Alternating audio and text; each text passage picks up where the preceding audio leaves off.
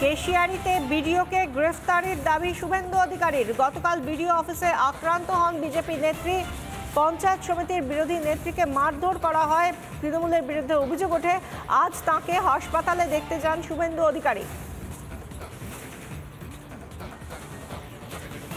এইরকম একজন নির্বাচিত প্রতিনিধি এবং মহিলা, নারী শক্তি, তার উপরে যে অত্যাচার সরকারি অফিসে হয়েছে, এর থেকে বোঝা যায় মমতা বন্দ্যোপাধ্যায় পশ্চিমবাংলায় প্রশাসন, দল, গুন্ডা, আরমান সবকে একাকার করে দিয়েছেন। এবং আমি কেশিয়ারির বিডিওর প্রথম গ্রেফতার চাইব, কারণ তিনি না ডাকলে মৌমিতা সিনহা ওখানে যেতেন না।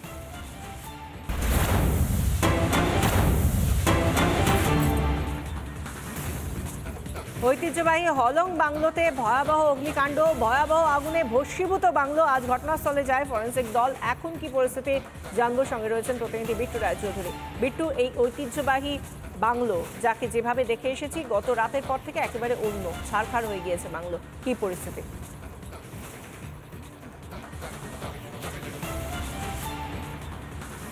এই মুহূর্তে কিছুক্ষণ আগে আমরা দেখতে পেলাম যারা ফরেস্ট অফিসার রয়েছেন, জেলা পুলিশ আধিকারিক, পাশাপাশি ওসি মাদারিহাট এবং দমকলের আধিকারিকরা, তারা কিছুক্ষণ আগে বেরিয়ে গেলেন।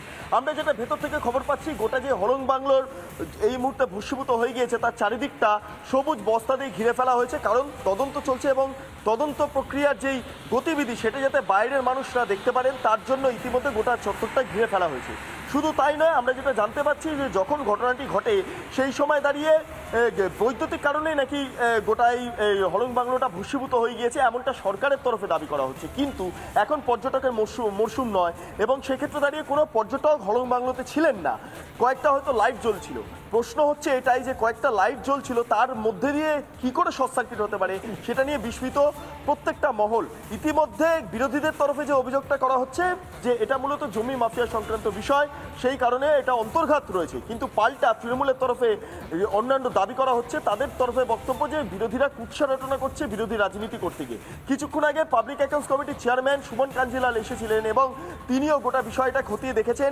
তিনি বীরবাহ হাসদার সঙ্গে কথা বলেছেন এবং যেটা জানতে পারছি যে আগামীকাল হয়তো বনমন্ত্রী এই চত্বরে আসতে পারেন, গোটা বিষয়টা খতিয়ে দেখতে পারেন। তবে এই মুহূর্তে তদন্ত প্রক্রিয়া চলছে, ফরেন্সিকের টিম কাজ করছে। এখন দেখার বিষয় হলং রহস্য যেটা দানা বেঁধেছে তার সমাধান সূত্র কি করে বেরিয়ে আসে। বিশাখা, ধন্যবাদ বিট্টু।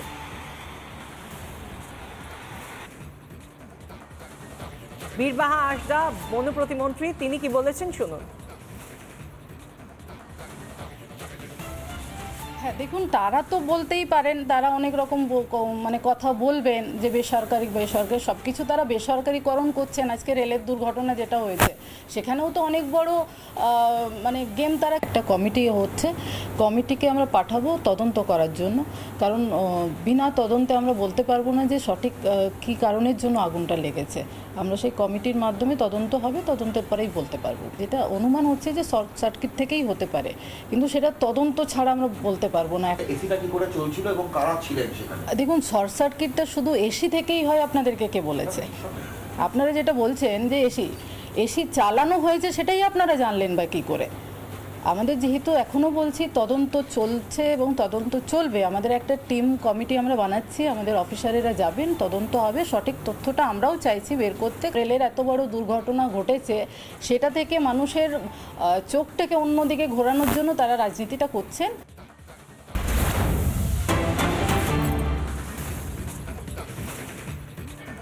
উত্তরবঙ্গ থেকে দুর্যোগের মেঘ যেন কাটছেই না। লাগাতার বৃষ্টিতে ফুঁসছে তোরসা নদী, জলের তলায় চর তোরসার অস্থায়ী সেতু বন্ধ। আলিপুরদুয়ার ফালাকাটার যাতায়াত 4 দিন ধরে ব্যাহত যোগাযোগ, চরমে ভোগান্তি। সেখানকার প্রতিটা নদী যেভাবে ফুঁসছে, তার মধ্যে অন্যতম তোরসা যেভাবে ফুঁসছে, জলের তলায় চর তোরসার অস্থায়ী সেতু। আমাদের সঙ্গে রয়েছেন সরাসরি আমাদের প্রতিনিধি সুদীপ। এই মুহূর্তে কি পরিস্থিতি? আমরা এতদিন ধরে লাগাতার দুর্যোগ দেখছি, দুর্যোগ কাটার কোনো সম্ভাবনা?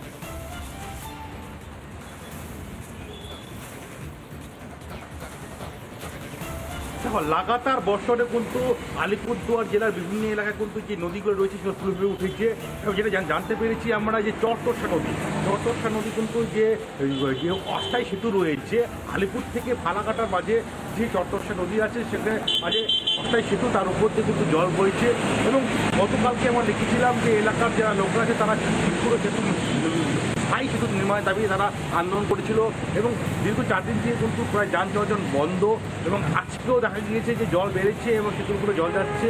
এছাড়া আমরা লক্ষ্য করেছি গেছে আজকে যে বাঁশটা নদীর জল কিন্তু সেন্ট্রাল দুয়ার চা বাগানে প্রবেশ করেছে।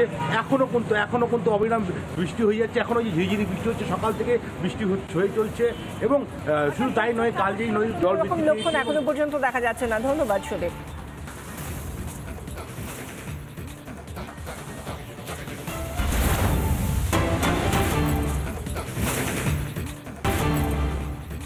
ডেবরায় বিজেপি কর্মীর মৃত্যু মামলা, সিসিটিভি ফুটেজ সংরক্ষণের নির্দেশ হাইকোর্টের। ডেবরা থানার 2 দিনের সিসিটিভি ফুটেজ সংরক্ষণের নির্দেশ, মেদিনীপুর ও প্রেসিডেন্সির ফুটেজও সংরক্ষণের নির্দেশ। ময়না তদন্তের জন্য এসএসকেএমকে দল গঠনেরও নির্দেশ দেওয়া হয়েছে। 4 জুন ডেবরায় গ্রেফতার সঞ্জয় বেরা, গতকাল মৃত্যু হয় সঞ্জয় বেরার।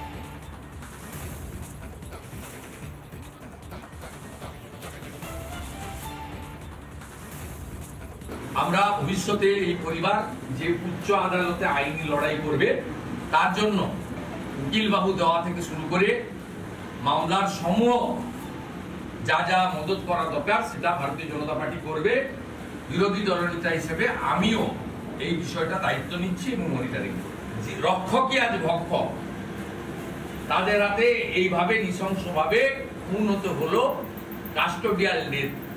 সঞ্জয় বেরার নামে বিগত দিনে কোনো অভিযোগ, কোনো একটাও কেস, তার কোনো রেকর্ড নেই। কারণ একজন এক্স সার্ভিসম্যান তার জীবনের 15 থেকে 20 বছর দেশের জন্য তিনি দিয়ে এসেছেন।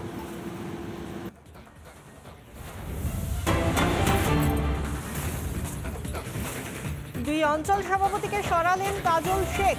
নানুর ও কীর্ণাহারে ভোটে খারাপ ফলের জের, কাজ করতে পারছিলেন না বলে দাবি কাজল শেখের।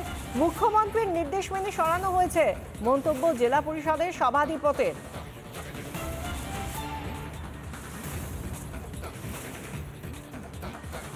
আমাদের নানুর বিধানসভা 16টা গ্রাম পঞ্চায়েত আছে। আমরা ব্লক কমিটি আলোচনা সাপেক্ষে আমাদের 2টো গ্রাম পঞ্চায়েত টিকে 1, দাসকোগ্রাম 1 এবং কিন্নার 1, এই 2টো গ্রাম পঞ্চায়েত লিড দিতে পারেনি, পিছিয়ে আছে। সেই জন্য আপাতত ওই 2টো গ্রাম পঞ্চায়েতের যে কমিটি আছে সেই কমিটিকে অব্যাহতি দেওয়া হলো, কিন্তু সাসপেন্ড নয়, তাদেরকে দল থেকে একটু পিছিয়ে দেওয়া হলো। তাদের সঙ্গে নিয়ে অঞ্চলের প্রত্যেকটি বুথে বুথে আমরা যাব এবং বুথে কী জন্য আমরা পিছিয়েছি, কেন অঞ্চলের মানুষ ভোট দেয়নি, সেগুলো নিয়ে আমরা পর্যালোচনা করব। তারপর ওই 2টো অঞ্চলে অঞ্চল সভাপতি, অঞ্চল নেতৃত্ব ঠিক করা হবে। অবশ্যই, কারণ আমাদের যখন তারাপীঠে অভিষেক বন্দ্যোপাধ্যায় এসেছিলেন, তিনি নির্দেশ দিয়ে গেছেন যে কোনো মিউনিসিপ্যালিটিতে যদি সদস্য যারা আছে